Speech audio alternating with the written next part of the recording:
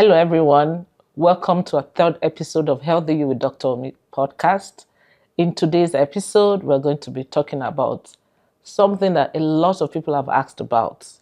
Do you feel that your mood is up or down? Do you feel that your brain is in a fog and you just don't know what is happening to you? We have someone special here today to answer your questions about mental health changes that can happen during menopause and perimenopause. We have with us today Dr. Funto Orimalade. She's a psychiatrist with over 20 years experience in the practice of psychiatry. She completed her medical school in Nigeria and also a residency training in the United Kingdom. Dr. Orimalade, you are welcome to Healthy You with Dr. Omi podcast. Can you tell us a bit more about yourself? Thank you, Dr. Omi, and thank you for having me. I currently work in Recovery, Alberta. I provide psychiatric care to patients in forensic and non-forensic populations. As an outpatient psychiatrist, I treat complex mental disorders. I'm also a clinical associate professor of the University of Alberta Department of Psychiatry. Thank you very much for having me. You're welcome. So let's talk about mental health in perimenopause and menopause. I'll start with what are some of the common mood changes or mental health challenges that women experience during perimenopause and menopause? Women tend to complain during this period of having very sensitive or reactive changes to the environment. So women may complain that they become more irritable, more reactive, experience crying, experience problems with sleep. They become rageful, or their family members may actually say that they've changed and they feel that something's changed, experiencing a lot of mood swings during this period. So their symptoms can range from, just being a little bit prickly to being, having episodes of rage or mood swings. Thank you.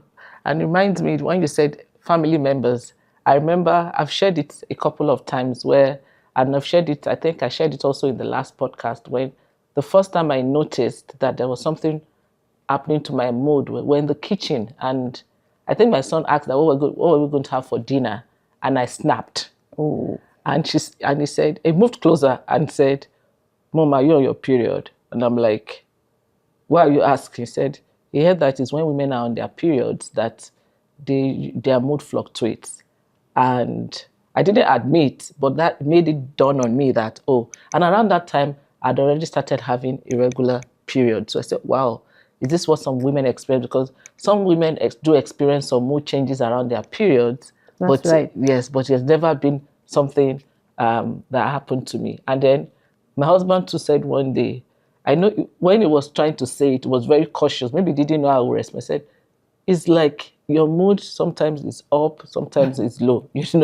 That made me like, there's still something like, yes, you're right about the things that some of us do experience around the perimenopause and menopause.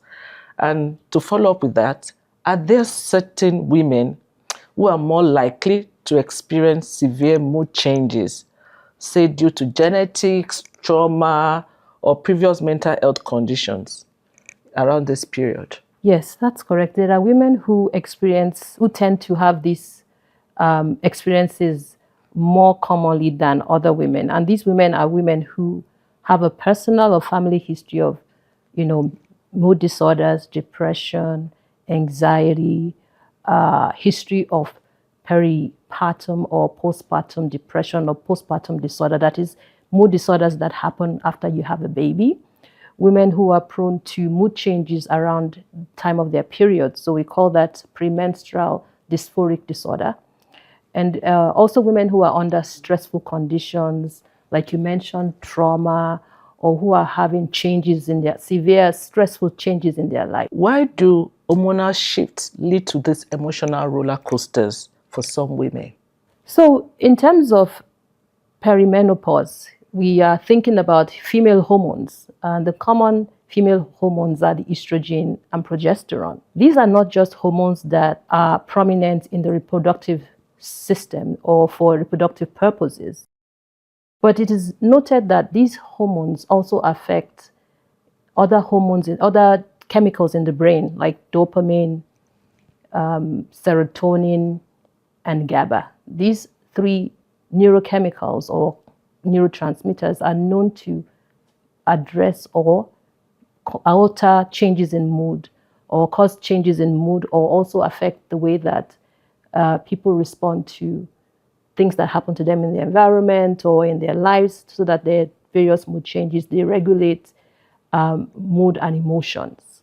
So because of the fluctuations in levels of estrogen and progesterone, there are also fluctuations in the levels of serotonin, GABA, and dopamine, thereby creating mood changes in women. Thank you. So we'll move to the next one. People talk about brain fog. Is it really real? And I found that it's such a common complaint.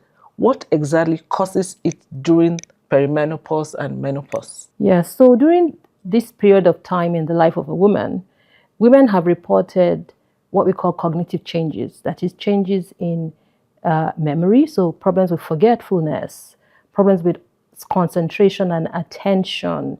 They complain that their mind is not as sharp as it was before.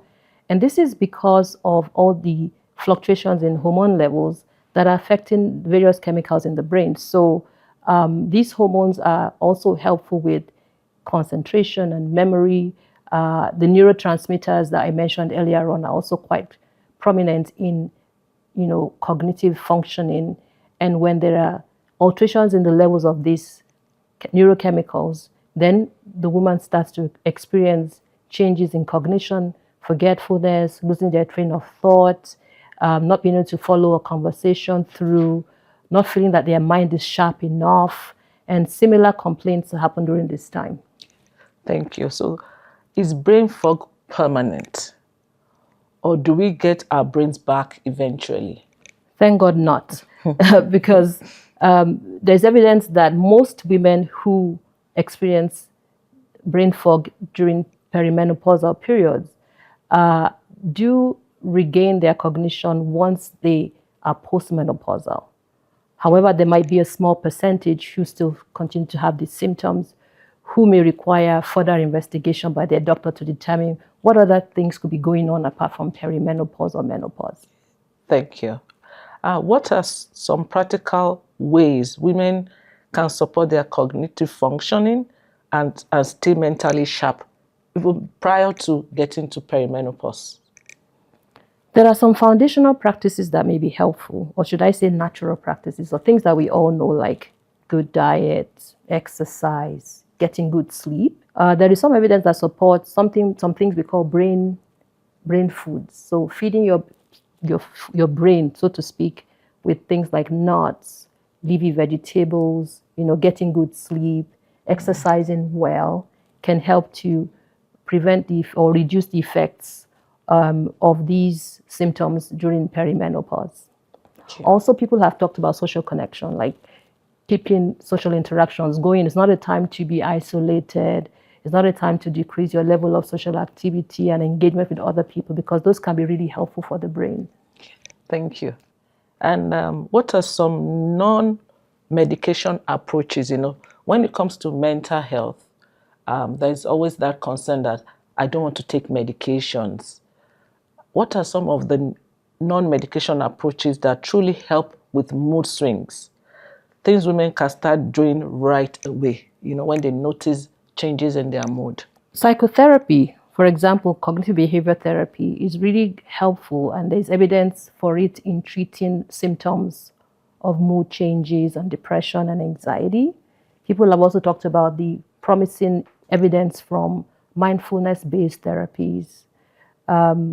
Like I mentioned before, exercise, practicing yoga, relaxing therapies, as well as having good sleep are quite helpful in also, if people don't want to take medications, and also keeping their social connections going.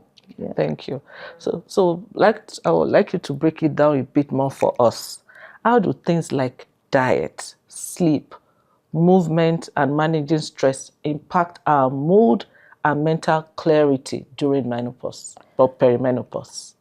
I'll talk about exercise. Exercise, there is evidence that exercise actually increases endorphins in the brain. Endorphins are also the type of chemicals in the brain that are just the natural antidepressants in the brain. So the more exercise you do, the more endorphins, the more you feel relaxed and the more you feel less depressed. In terms of social connections, when you are connecting with someone, there's an opportunity for you to have a conversation, have to answer a question, get your brain doing something, challenging the brain, creating an emotion, releasing chemicals, talking, keeping neural connections going in such a way that your mind can remain sharper than if you were on your own and isolated. As we know, social isolation makes depression worse. So being away from people makes mood changes or feelings from mood changes even worse than they are. Thank you. And so let's be real. Does CBT actually help, or is it just a social media hype? Cognitive behavior therapy has stood the test of time. There are many studies over the years that have been replicated that indicate good evidence for treatment of many mental disorders, and especially treatment of mood disorders, depression and anxiety. So it's not just a social media, issue or a social media hype. It is real, and there's a lot of evidence, even in not just randomized controlled trials. There's also evidence in meta-analysis, that is high levels of evidence in very well researched studies for CBT. Oh, thank you.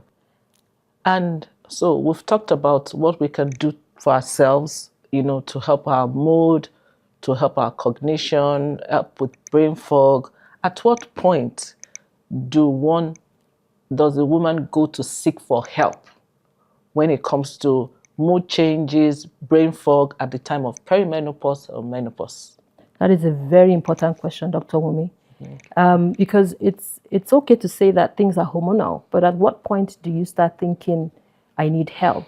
I think there are two ways to look at this. The first way is that when a woman starts to realize that these symptoms that she's experiencing are affecting her work, are affecting her career, schooling, relationships, her self of sense. She can't do things that she used to do to support her family. I think that's the first indication that a woman should seek help. Now, at that point, a woman should be asking her doctor for how she can, what else she can do to manage the symptoms that she's experiencing. And the second part to this is when things are really, really serious, like things like someone is having feelings of hopelessness, feeling suicidal, having negative thoughts, feeling very hopeless and helpless, then the doctor should be sending off a referral to a specialist. Okay, thank you. And after seeing a doctor, and the doctor recommends medications, what's the line between, this is part of transitioning, the perimenopause transitioning, and need for antidepressants? Very good question as well. So this at this point, you should have a very thorough discussion with your doctor about your symptoms. When symptoms become more severe, like I mentioned earlier on, like more symptoms of depression, like hopelessness, suicidal ideations, anxiety, doctors should be thinking about treatment, and in particular, thinking about treatment with antidepressants. Okay, thank you. And are there any red flags, signs that things may be getting worse and need more urgent attention? Like I mentioned earlier on, when there's suicidal ideations involved, hopelessness, a woman finds no other way out, then that's a serious red flag for urgent intervention. And we know that it takes a village when it comes to supporting one another. How can partners, family members, and friends better support a woman going through mood changes in perimenopause? That's another good question. It's very important that everybody knows about perimenopause. So education for everyone, including family members, very important. a big role that they play is in listening, and validating the feelings of the person who's going through this and offering support. In what ways can they help out? In what ways can they, support this person through this difficult moment, trying to help that person know that they're there for them and they understand what they're going through really goes a long way with providing support for this woman. Thank you. So what you said, creating awareness around perimenopause and menopause and the mood changes can help family members to support a woman going through this period. Well, are there any practical things that can be done? What's your view about the spouse following the woman for doctor's appointment and things like that? I think these types of podcasts are really helpful because I'm hoping that many people who are not even in the perimenopausal period or who are not even women are listening to it, because education is very important. So not only is it important that men and spouses understand, maybe hear this information, understand, but that they're also empathic about their wife's situation or spouse's situation, and going the extra length to, being involved in whatever consultations or treatments that their spouse is engaging in is really, is very validating, and it shows support and is also very key to, the relief of the burden and recovery. Before we wrap up, what's one key message you want every woman listening to remember about our mental health during this period? So in summary, when you're going through all the mood changes that we've described, irritability, sleep problems, anxiety, rage, swings in mood and changes in behavior that are related to perimenopause. These symptoms are valid. These symptoms are well recognized and well documented. They have been happening for generations. There is help. First, you want to talk to your doctor about what kind of help you can have, which can include what we call hormone replacement therapy, which is available. Some women do well on hormone replacement therapy only. Some women do well on antidepressants like SSRIs or SNRIs. I mean, these sound like big words, but on the discussion with your doctor, you can clarify which ones might be helpful for you. And some women do well on using both. Most importantly is the psychosocial support around for you. So for example, there are psychotherapeutic approaches like cognitive behavior therapy. So seeing a therapist and talking about how you're feeling, and what sort of things you want to change in terms of the way you think about things. There is evidence that this helps with depression and anxiety and mood changes in perimenopause as well. There are therapies like mindfulness-based therapies that are also very helpful. And socially, it's very important that you work with your family members and that they can provide support for you. It is not a time to be socially isolated and not talk about how you're feeling. Hopefully, they're able to listen and not judge, and also to be able to make things less stressful for you by supporting you through your journey. In everything, you're not alone, and all the best. What would be your take-home message for the spouse, the children, the community, and even the woman going through perimenopause and menopause? The take-home message would be for her family, the children need to know that mom is going through a time of her life that is important, that requires their love and support and understanding. For the spouse, his support is very important, or their support is very important. Being there, listening and not judging, being able to support them through whatever interventions or counseling or consultations that they have to go through. For the wider community of maybe women and other family members, it's being there as a good support network for this woman in whatever way that you can. A hello here, a text there, we're there for you. All those things go a long way. And for the woman herself out there, I would like you to, feel good about the fact that today you have come to listen to this podcast. it's a very good step or first step in understanding that this is real. You are not alone. You have information now, and the more information you have, the more likely you are able to get through this, supported and less stressful. There's information out there as well. There's a lot of podcasts on perimenopause. There are books written on it. The doctor has a lot to tell you about it. And so it's important for you to know that you're not alone. We know that your feelings are valid and they are real. Thank you. Thank you. When you said we listen, I just remember a Nigerian saying that says, we listen, we don't judge, right? Just for the spouse to let you're sweating. I've had some patients come to me that they had to leave conferences because they were all soaked in sweat, and that can be quite embarrassing. So, and then also in the room when you have to sleep with your spouse and one person is saying, oh, it's too hot. Yes. And the woman is saying, oh, I'm feeling cold. And, those kind of conversations, they need to talk about it and also to support each other in the process. That's correct. Thank you for joining us today. Dr. Orimalade, what is one myth you like to debunk about perimenopause and menopause? Thank you, Dr. Umi. There are actually a few of them. One of them is that this is just PMS, which is premenstrual syndrome, which is the feeling that most women have just around the time of their period. This is just aging. I want to debunk that.